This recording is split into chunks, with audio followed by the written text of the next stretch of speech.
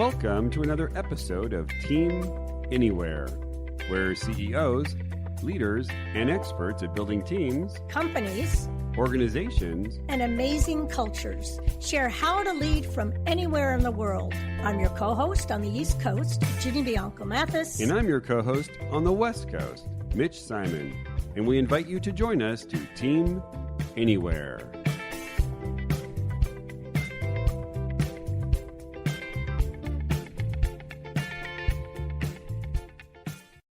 Is your company or your team facing extraordinary growth? Are you looking for the best and brightest tools to support that growth? Well, maybe the answer isn't more tools. Maybe the answer is in getting greater focus on what you're trying to accomplish and building ways to connect your growing company to accomplish just that. On today's podcast, we speak with Andrew Bartlow, who knows exactly what priorities you want to put in place for high growth. In fact, he's the author of the award-winning book, Scaling for Success, People Priorities for High Growth Organizations. Hello and welcome to another episode of Team Anywhere. I'm your co-host on the West Coast, Mitch Simon, and on the East Coast, our amazing co-host, Dr. Virginia Bianco Mathis. How you doing today, Jenny? I'm doing great. Today on the podcast, in the house, we have Andrew Bartlow. Andrew is the founder and managing partner of Series B Consulting and is the co-author of Scaling for Success, People Priorities for High Growth Organizations. Very excited to have you on the show, Andrew, because a lot of my clients are not in high growth, but in super crazy high growth. Welcome to the show. Really pleased to be here with you. And you're right, it is crazy. Growth is crazy. So what we'd like to ask you is, how have the last 2 crazy years been for you? And what has surprised you the most? Well, last 2 years for me, in some ways, were not a change, even with the pandemic. I was working from my home office here. I have been writing and consulting for the past 4 years or so. So I was used to getting electronic human contact rather than in person. It's hard to get me across the bridge in the San Francisco Bay Area any longer. But boy, the growth of my clients has been astronomical here in the high growth tech world of Silicon Valley and the San Francisco Bay. The wave of SPACs, the wave of IPOs, rapid fundraising, that has been intense for the people I work with. And the human resources profession, in some ways, it's the golden age of HR. We're needed, we're called on in more focused ways than maybe ever before, but also the demands are incredibly high. And so I do a lot of work with HR professionals and a lot of mentoring. There's a lot of dropping out and burning out and changing out for the people that do this type of work. Yeah, I'd love for you to comment a little bit about your company, which is called Series B Consulting, really great name. And I'd love for you to comment on what happens such that HR professionals are in such high demand. Is it been over the last 20 years, like we're trying to tell you that we're actually necessary and then boom, we're necessary? Like what really happened there? Well, the unprecedented changes to the working world. Bam, you've got to work from home. You can't come into the office and have human contact anymore. Okay, well, how do we get work done in that environment? HR, give us the answer, even though we haven't lived through many pandemics either. And then with that, the Great Resignation or the Great Reshuffling, depending how you talk about it. So, talent is now more mobile in the remote world. And so how do you attract and retain talent in this workplace, in this current environment? And along with all the very powerful social equity issues that have, entered the public consciousness more and more, HR gets tapped for all of those things. And they're all happening. It's the perfect storm. It's happening all at once. And I'd like to add just one more thing to that. The leadership skills that are necessary, they go into HR because of a new set is required. Wait a minute. How do I run this meeting in a hybrid way? How do I work with these people and help them be engaged? So again, they're running to HR for some of that. Yeah, it's a really good thing in a lot of ways for the profession, and it's a really challenging thing for HR leaders that we ourselves aren't used to operating in this world. So we're all figuring it out together. Great. So let's dig in a little bit about creating high growth companies in virtual and hybrid environments. As we are today, it's mostly virtual, and it looks like we're moving slowly to hybrid. What are some of the things you must focus on, knowing that in high growth organizations, most of the employees now, I'm seeing with a lot of companies I work with, the majority of the new hires have never been in the office. Mm-hmm. So I'm just wondering how you look at that and what kind of solutions you're looking at to get the newbies inculcated into a culture that never existed. I'd say there are three really important elements, and we could probably make it a longer list, but let's start with three. So one is work on the right things. Make sure it's really clear at your organization what you're trying to accomplish and get those goals and initiatives cascaded and aligned as well as you possibly can. And that'll help your team be more successful. It'll help your team be happier. It'll help everything. Number two, in an age where contact with your manager and peers is remote, don't slack off on the connection, on the feedback between managers and their teams. You ensure that you're checking in with your teams, having regular conversations with the people that you're working with. Not just a social connection, but are things going? Where are you at on this project? Or you feel like you need help on anything? If the walk by, drive by, hallway meeting isn't going to happen, you have to schedule it. Make sure that you're having contact with your people. And number three, and I think you were potentially heading this way with the question, how do you build and maintain a culture in a remote world? I've seen more and more examples. Salesforce just came out about this, where they have created a leadership center where people will work remotely at Salesforce. They just spent billions and billions of dollars building this enormous skyscraper in San Francisco that now they're leaving empty and renting out the space. And instead, they're flying people in from all over the world to go to the Redwoods in the South Bay of San Francisco to meet at a leadership center.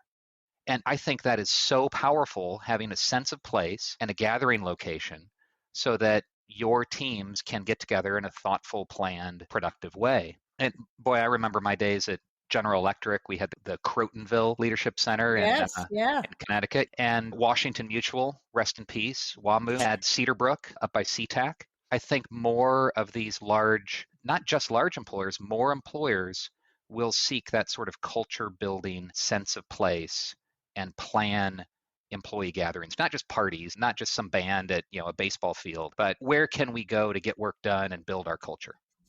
Gatherings. I like that word. And when it makes sense with those people to get together.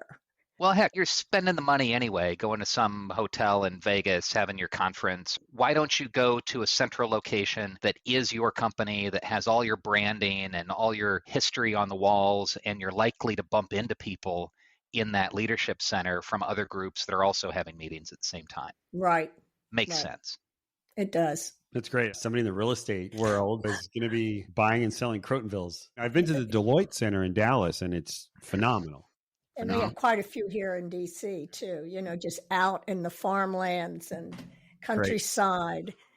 Yeah. Okay, let's get to design. We're talking about real estate a little bit. You used to design your company by designing your floor space, right? We're going to put some cubes here. We're going to put offices and some break rooms and some beanbag chairs and some ping pong tables.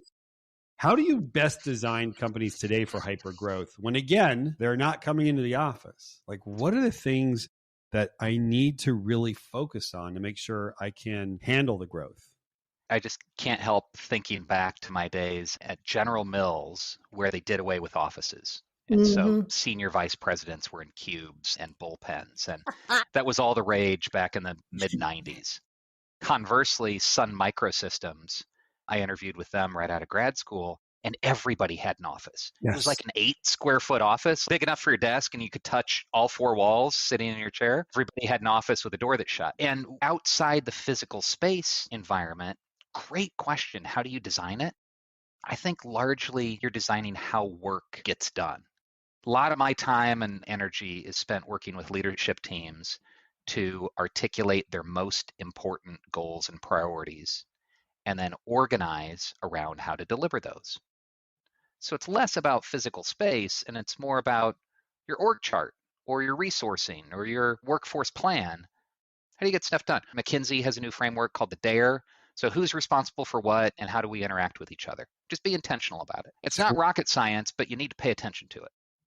So for hypergrowth, what are some of the things that you're finding are the things that people are doubling down on? Well, hypergrowth companies, as unique as they all purport to be, the special snowflake of unicorn organizations, Dragon is the new term, where it's a $10 billion private company. Plenty of those running around nowadays. I think what they're all faced with is there's too much to do, not enough time, not enough attention. Even if you're this incredibly well-funded unicorn, dragon, or other mythical beast, the attention that's required to execute on a wide range of priorities that are often conflicting with the same people bottlenecking it. And high growth organizations, founders are often struggling to figure out how to empower their teams and align them. Prioritization is one of the largest challenges in high growth and in today's environment where you can't look on the wall at your top 3 things and the drop-ins don't happen. It's harder to maintain focus. And so then what do you do? Well, you need to be really intentional about it. I think whether you're in a physical office environment or a remote office environment, repeat and repeat again. So what are those most important things that you're trying to accomplish? Communicate that out. Reinforce that message time and time again. We talk a lot about performance reviews in the management space and human resources, and they've come out of vogue as well. What's really valuable rather than a once a year performance review is regular check-ins. Right. I'm actually working right now, I was trading emails earlier today with the software development team in the Ukraine. There's lots happening in the Ukraine right now, and I have a small software development team working on a performance management software for me. I'm creating something because everything out there seems to be too bloated and too complicated. Let's just check in regularly. Have you had a one-on-one with your manager over the past month? Is that one-on-one useful or not useful? Yes or no? Do you feel like you need assistance? Yes or no? If you're doing some of those basics, do you know what the most important goals are for you over the next month or quarter? If you're checking in on some of those things, you can manage quite a large organization much more effectively than have people just continue to guess or work on pet projects or jump to whatever urgent but non-important quadrant of the Eisenhower matrix happens to be. And what I love about what you just said is, because the question I often get is, okay, so we'll have these check-ins. What do I say? That just always boggles my mind. You answered that question. You just gave 4 or 5 questions.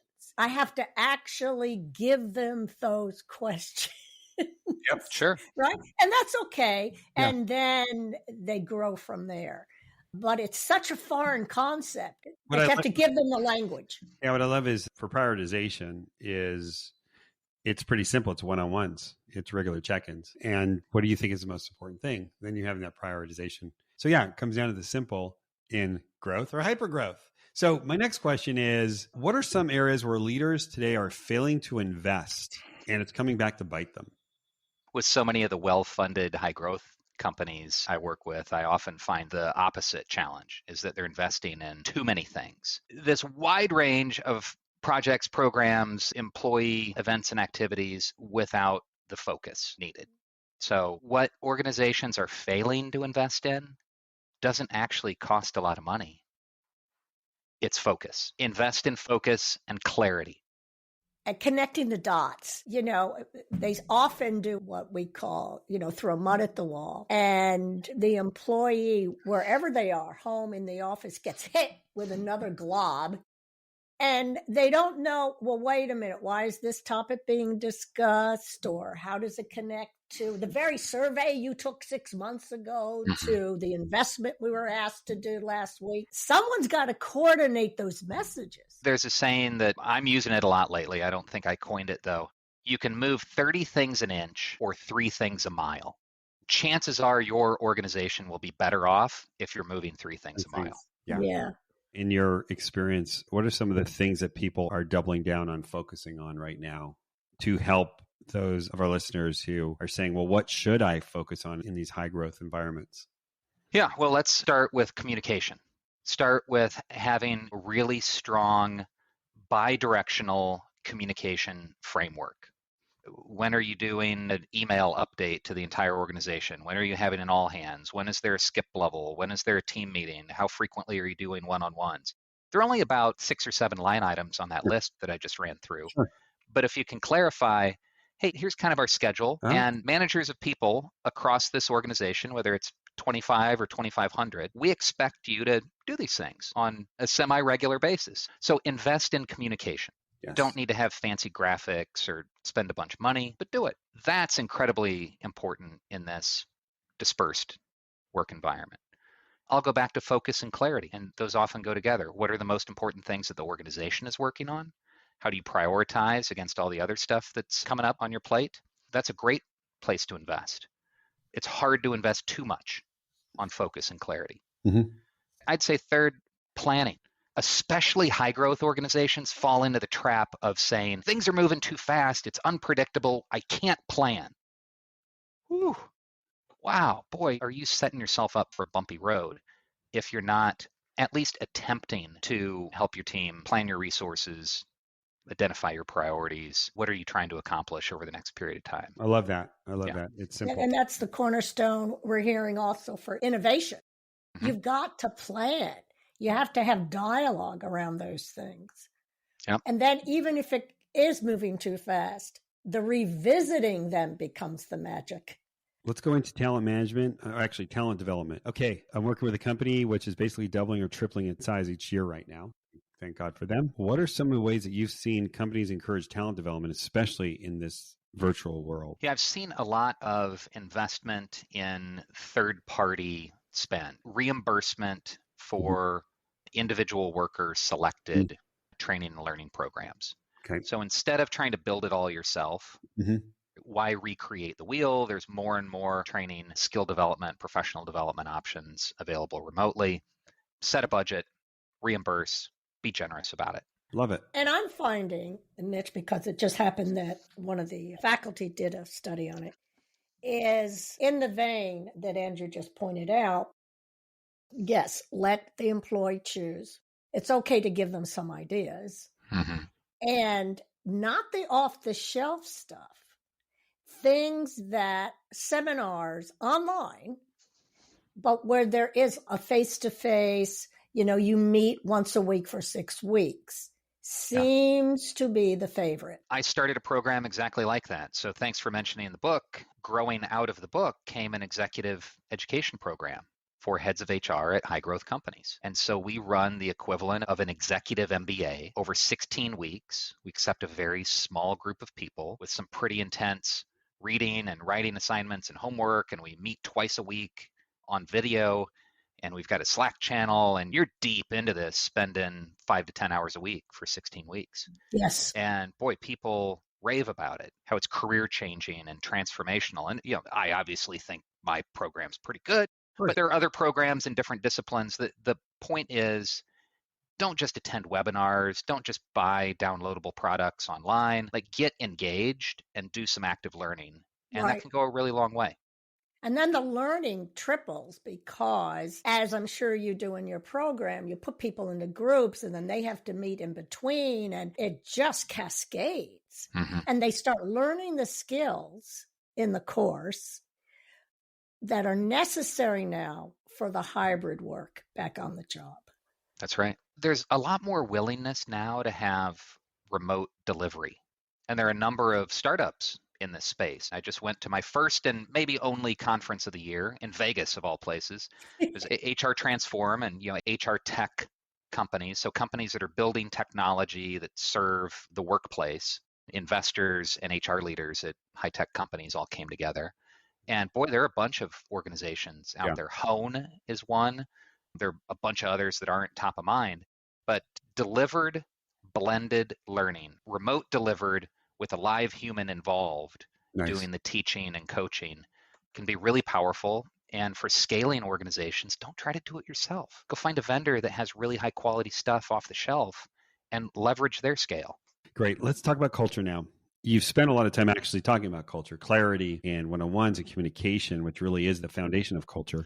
What are some other ways that you've seen companies strengthen culture, as we started in the beginning of this podcast, where perhaps at the end of the year, you have more people that you don't know than you did know at the beginning of the year? We're seeing that with a lot of companies where at the end of any year, 25% of the people were there at the beginning, but 75% of the people were never. So what are you seeing that people kind of feel like, okay, I know this culture, it's established, even though it's pretty much brand new to the majority of the people in it?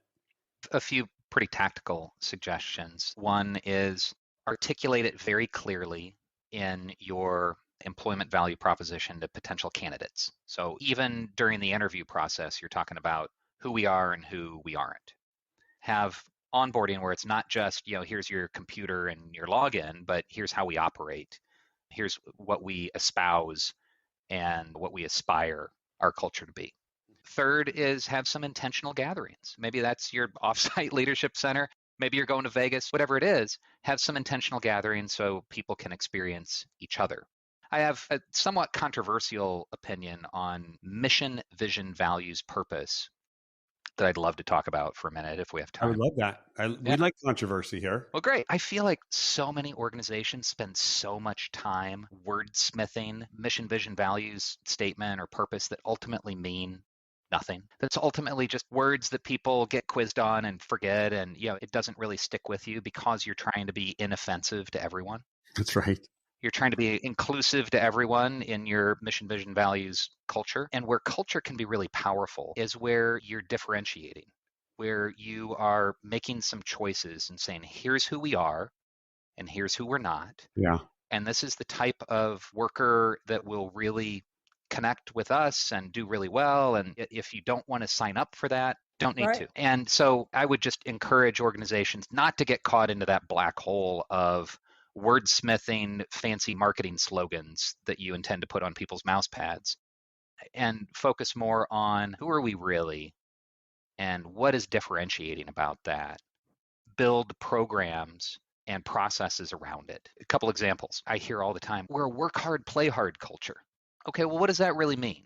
Does that mean that you are reimbursing people for childcare expenses so that they can work longer hours? That's a great program that supports that concept. Nice. Play hard is a little scary. All sorts of bad stuff can happen in those environments. You can support it through your gathering activities. So when we're going to gather, there's going to be some element of fun involved in that. Please don't involve the alcohol. That tends to lead down all sorts of weird roads. But whatever you are trying to drive, think about it in the context of your employment value proposition. Why would somebody want to come work for you? Why would somebody want to stay? Who are the workers that we want to attract? And realize that if you're doing this well, you're not going to appeal to everyone equally. It's something I do. And Andrew, I don't know how you foster that. Asking the kinds of questions that you just said makes it come, What do you mean that you don't have, in the old days, a closed door policy? What if I knock on it, right? So you love to do that. You challenge it. I don't even do vision mission anymore. I just do, let's create the future scenario. Yep. Let's create the picture. What are you doing? What are you all saying? What did they say about you in the newspaper article that just came out? Let's create the painting. I'll give another example. I talked about Washington Mutual and my great experience with them. They're now part of JP Morgan Chase, got gobbled up during the financial services crises and the mortgage meltdown. Boy, I've had some laps around that track. But when I was at WaMu, I led a large recruiting team. And the purpose of this recruiting team was to go hire commissioned salespeople. And they wanted to hire the best pound for pound sales team in the mortgage industry. And so that meant the highest producers. So they wanted to have potentially fewer people, but really as many as possible, that were high producers. So the question is, how do you build a culture? How do you build programs, processes, and policies that appeal to that ideal worker? Well, what motivates that worker? Well, guess what? They want to get paid. They're commissioned salespeople. So take a look at the commission grid and put it side by side against your 5 largest competitors for that talent, and beat your competitors on that, and give your recruiting team those resources to show, look, we're 10% higher. We're going to pay the low producers less. We're going to pay the high producers more. Come work for us. You get paid more. The other thing that they wanted was support staff. Hey, there's a lot of paper pushing in the mortgage world. If you haven't refied lately, please do. Seems like rates are going up. A lot of paper pushing. So what they wanted were assistants. They wanted sales support coordinators. They wanted loan processing administrators. And so WaMu put their money where their mouth was and said, hey, if you produce above X level, we guarantee that we will pay for a support resource for you, or 2 or 3 or whatever. That goes beyond culture. Yeah. It's your whole EVP. What are you doing to appeal to the type of worker that you want at your organization? We were wildly successful doing that, maybe too successful in that we were selling lots of loans that ended up being a little risky. All right. So let's round this out and let's ask you then, Andrew, first of all, how can we get your book, Scaling for Success, People Priorities for High Growth Organizations? And where can we find you at Series B Consulting? Well, thanks for asking. Yeah, Scaling for Success, you can find it on Amazon. There's a Kindle version, there's an audiobook version. You can also go to the publisher's website, Columbia University Press. Really pleased that they agreed to publish this Yes, work. congrats. Yes. Yeah, thank you. It's up for a couple of awards. And then you can, please follow me on LinkedIn, Andrew Bartlow. Not a whole lot of us out there. And you can check out my website, Series B Consulting, or the Exec Ed program I referred to, People Leader Accelerator. Very informative and very straight to the point. I'm walking away with, it's clarity, it's connection, and it's culture. And foremost is prioritization, and make sure everyone in the team knows that, and you can grow fast. Well, thank you so much, Andrew. Thank you so much, Ginny. And thank you to our incredible audience and listeners. And if you love this, which I did, please share this with your friends and colleagues. And we'll see you next time on our next episode of Team Anywhere.